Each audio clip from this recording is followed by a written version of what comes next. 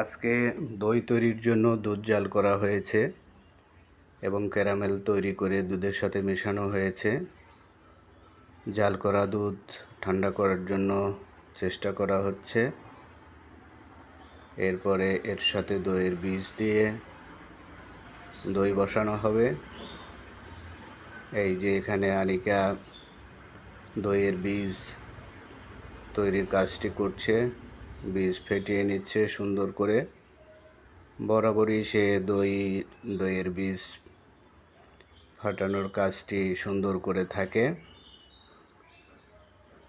সে সুন্দরভাবে দইয়ের বীজ তৈরি করছে।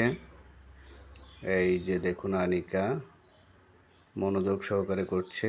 আর এইটা হলো দইয়ের খুঁটি, যেটা বাজার থেকে কেনা হয়েছিল 220 টাকা দিয়ে।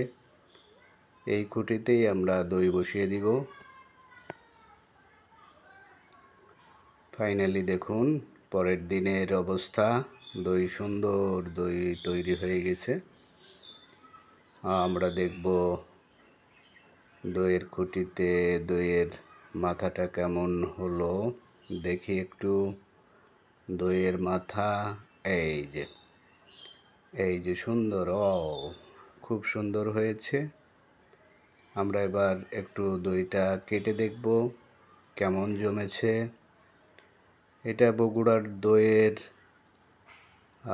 দই না হলেও বগুড়ার দইয়ের সূত্র অনুসারে করা হয়েছে, ফর্মুলা অনুযায়ী। এই যে দই কাটা হচ্ছে, সুন্দর দই তৈরি হয়েছে, খুবই ভালো হয়েছে, টেস্টি এবং কালারটাও সুন্দর এসেছে।